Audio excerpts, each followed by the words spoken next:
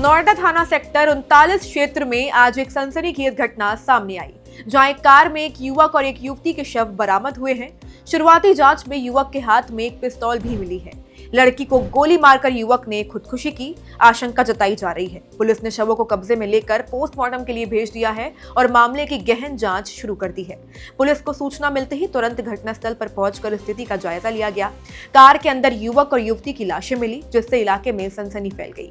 Police के अनुसार युवक के हाथ में मिली पिस्तौल ने इस पूरे मामले को और भी गंभीर बना दिया है। फिलहाल दोनों शवों को कब्जे में ले लिया गया है और उन्हें पोस्टमार्टम के लिए भेज दिया गया है। पोस्टमार्टम रिपोर्ट से ही मौत के कारणों का स्पष्ट पता चल पाएगा। प्रधानमंत्री नरेंद्र मोदी आज चुनावी राज्य असम के दौरे पर हैं। उन्होंने डिब्रूगढ़ के मोरान बाईपास पर बनी आपातकालीन लैंडिंग सुविधा ELF का उद्घाटन किया। ये पूर्वोत्तर में देश की पहली ELF है जो सीमा से सटे राज्य में सैन्य रणनीतिक तौर पर बेहद अहम है। इस दौरान ELF पर भारतीय वायुसेना के करीब 16 लड़ाकू विमान, ट्रांसपोर्ट विमान और हेलीकॉप्टर ने हाईवे पर टचडाउन कर सैन्य शक्ति का प्रदर्शन किया, जिसे देखने के लिए हजारों की संख्या में लोग मौजूद थे। ELF पर करीब 30 मिनट तक वायुसेना के राफेल, सुखोई AN-32 जैसे विमानों का एयर शो में हिस्सा लिया गया। इस दौरान इन विमानों ने हाईवे पर पहले फ्लाई पास, टचडाउन और उसके बाद टेक ऑफ जैसी प्रक्रिया की। इस दौरान PM मोदी भी इस पूरी प्रक्रिया को देखते हुए नजर आए।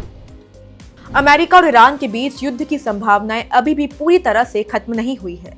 इस बीच अमेरिकी राष्ट्रपति डोनाल्ड ट्रंप ने एक बार फिर से खेमेनेई को धमकी दी। दरअसल ट्रंप ने शुक्रवार को ईरान को लेकर बेहद सख्त बयान दिया, जिसमें उन्होंने कहा कि ईरान पिछले 47 सालों से सिर्फ बातचीत कर रहा है, लेकिन इस दौरान कई लोगों की जान भी गई है।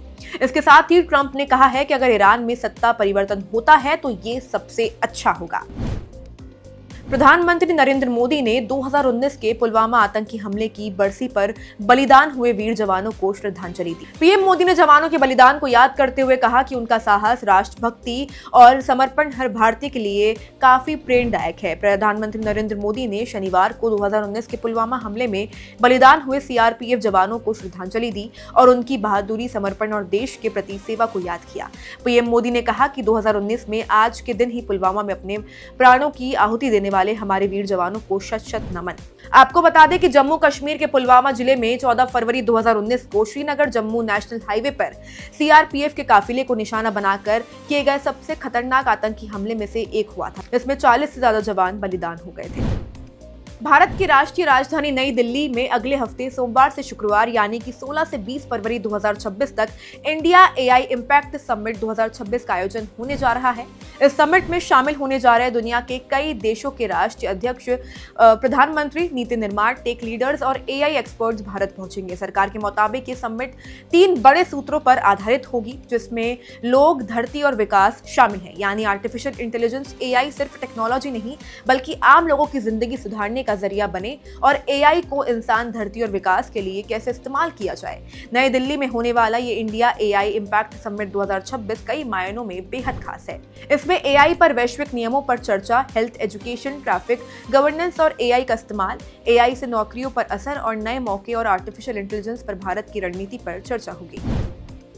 उत्तर भारत का मौसम फरवरी के बीच में ही बदलने लगा है। राजधानी दिल्ली से लेकर मध्य प्रदेश की राजधानी भोपाल तक अब रात में ही लोग कंबल से किनारा करने लगे हैं। वहीं पटना से लेकर लखनऊ तक भी तापमान बढ़ने लगा है, लेकिन अभी ठंड की विदाई नहीं हुई है, क्योंकि पहाड़ों पर एक बार फिर से नया पश्चिमी विक्षोभ सक्रिय हो गया है। इस कारण मैदानी इलाकों में सुबह और रात में ठंड का एहसास हो रहा है। पश्चिमी विक्षोभ के कारण तेज हवाएं चलने की संभावनाएं हैं और बर्फबारी की चेतावनी भी जारी कर दी गई है। IMD के अनुसार कश्मीर, हिमाचल और उत्तराखंड के ऊंचे इलाकों में मौसम का रुद्र रूप दिख सकता है। इसका असर मैदानी राज्य तक पहुंचने की संभावना है और वैलेंटाइन डे के बाद मौसम में बड़ा बदलाव देखने को मिल सकता है। Subscribe to One India and never miss an update. Download the One India app now.